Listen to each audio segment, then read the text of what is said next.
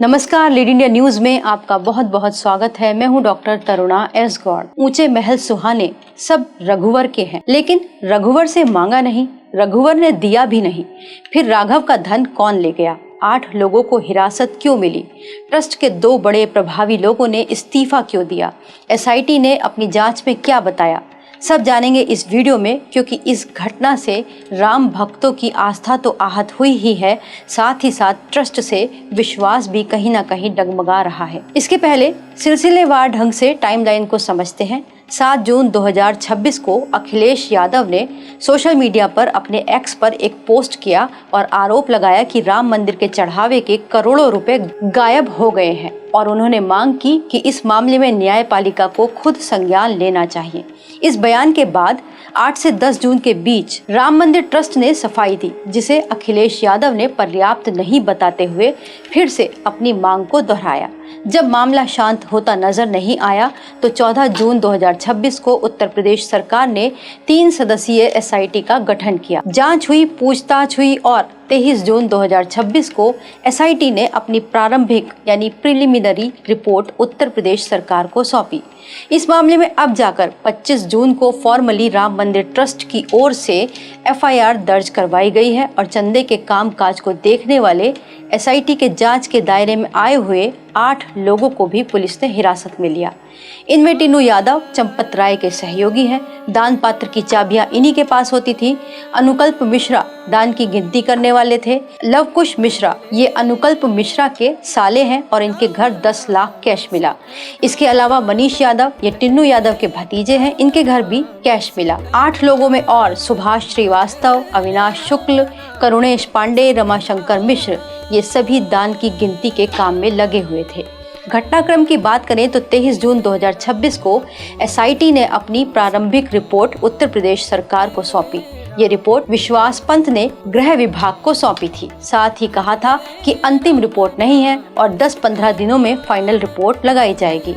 इसके बाद 26 जून को श्री राम जन्मभूमि तीर्थ ट्रस्ट के महासचिव यानी जनरल सेक्रेटरी चंपत राय और ट्रस्टी अनिल मिश्रा ने अपने इस्तीफे दे दिए। ये दोनों कौन हैं और इनकी भूमिका क्या है, इनके प्रभाव क्या है, आइए समझते हैं। चंपत राय, जैसे कि हमने बताया कि राम मंदिर ट्रस्ट के ये महासचिव हैं, जिनकी ट्रस्ट के अंदर एक बड़ी भूमिका है। ये ट्रस्ट के प्रमुख कार्यकारी पदाधिकारियों में से एक हैं। मंदिर निर्माण, प्रशासनिक समन्वय, बैठकों के संचालन और ट्रस्ट के दैनिक कार्यों के समन्वय में इनकी महत्वपूर्ण भूमिका है। मीडिया के समक्ष ट्रस्ट का पक्ष रखने वाले प्रमुख चेहरों में भी यही शामिल थे। इनके प्रभाव की अगर हम बात करें तो ट्रस्ट के संचालन और प्रशासनिक निर्णयों में महत्वपूर्ण भूमिका ये रखते हैं। हालांकि ट्रस्ट के सभी बड़े निर्णय सामूहिक रूप से ट्रस्ट की बैठकों और उसके नियम के अनुसार किए जाते हैं। इसमें महासचिव अकेले ट्रस्ट के सारे निर्णय नहीं ले सकते। दूसरे बड़े नाम अनिल मिश्रा की बात करें तो इनका पद है राम जन्म तीर्थ क्षेत्र ट्रस्ट। साथ ही दूसरे बड़े नाम की बात करें यानी अनिल मिश्रा, तो ये श्री राम जन्मभूमि तीर्थ क्षेत्र ट्रस्ट के ट्रस्टी हैं। अयोध्या में ट्रस्ट के स्थानीय कार्यों और समन्वय से जुड़े हुए सारे कामकाज ये देखते हैं। इनकी गिनती प्रमुख सदस्यों में होती है। इनकी भूमिका की बात करें तो ट्रस्ट की बैठकों में भाग लेना, स्थानीय प्रशासनिक समन्वय, मंदिर परिसर से जुड़े विषयों और ट्रस्ट की गतिविधियों में इनकी सक्रिय भूमिका होती है।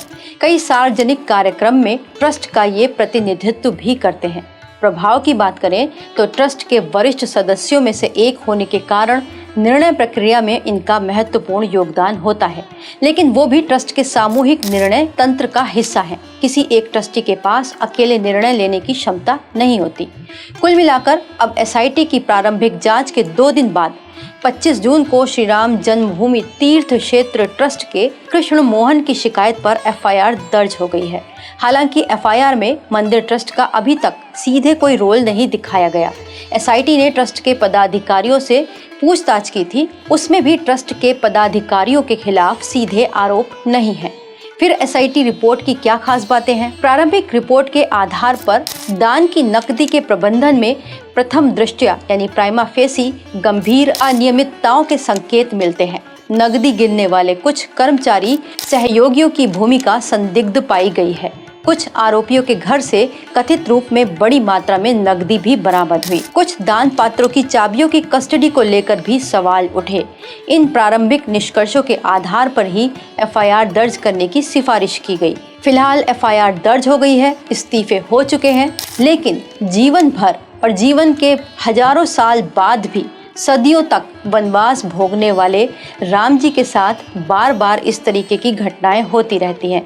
क्या इस बार भी राम जी को वनवास के बाद अग्नि परीक्षा के लिए तैयार होना होगा?